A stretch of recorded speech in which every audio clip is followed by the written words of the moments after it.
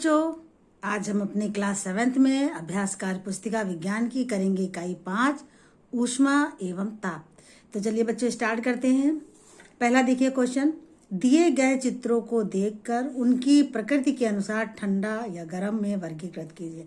सूरज हम जानते हैं गर्म होता है तो हमने गर्म लिख दिया, बर्फ ठंडा होता है तो ठंडा लिख दिया, चाय गर्म तो यहाँ पे गर्म लिख दी, आइसक्रीम ठंडी तो यहाँ पर ठंडा लिख दिया।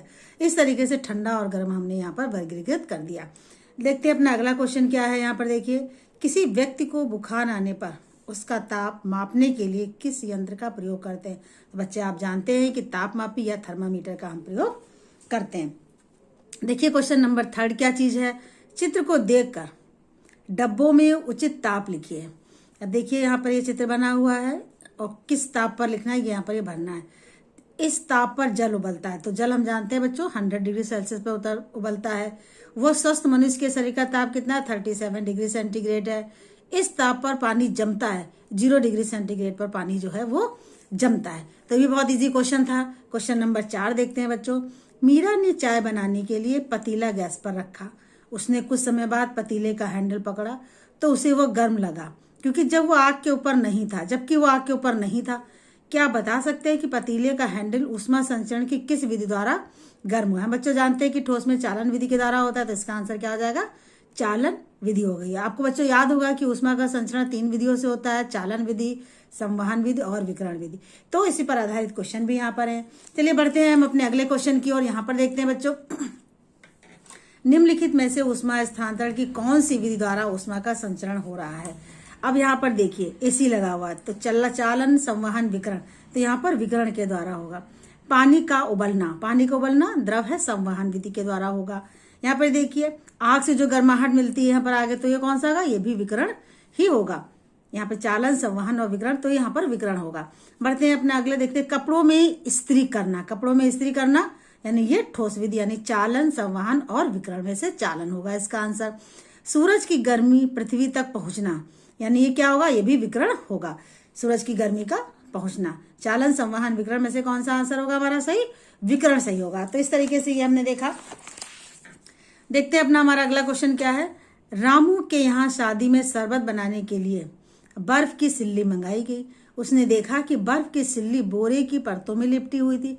क्या बता सकते हैं कि ऐसा क्यों किया गया था।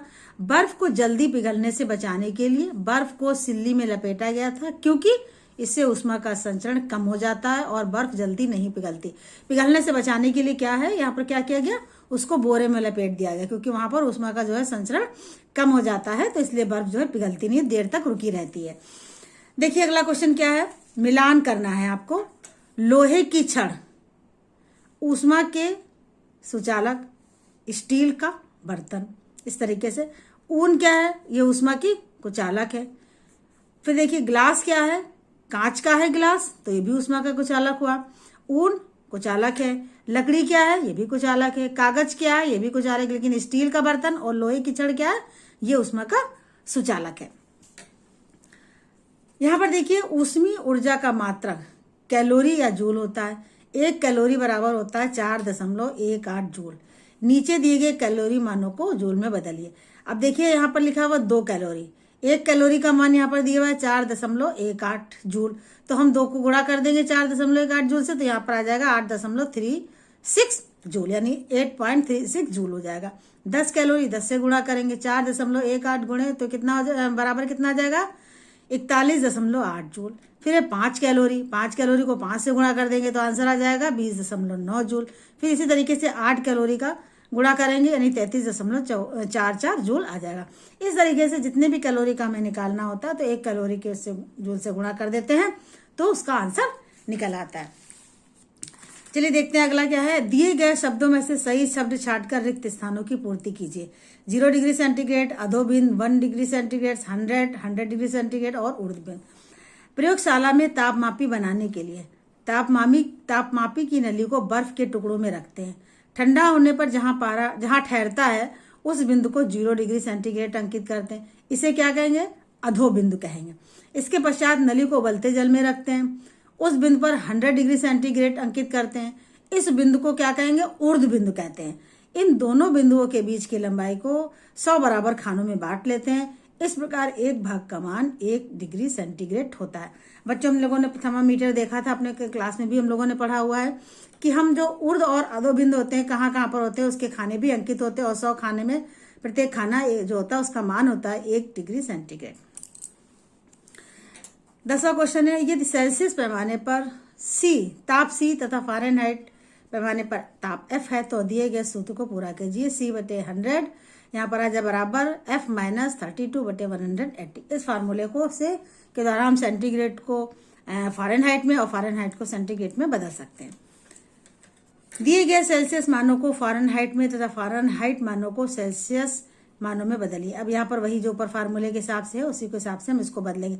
जैसे 20 डिग्री सेंटीग्रेड बराबर है 68 डिग्री फ़ारेनहाइट, 37 डिग्री सेंटीग्रेड बराबर है 98.6 या 98.6 डिग्री सेंटीग्रेड, 70 डिग्री सेंटीग्रेड बराबर है 158 डिग्री फ़ारेनहाइट, 37 यानी 37 डिग्री सेंटीग्रेड बराबर है 98.6 डिग्री फ़ारेनहाइट।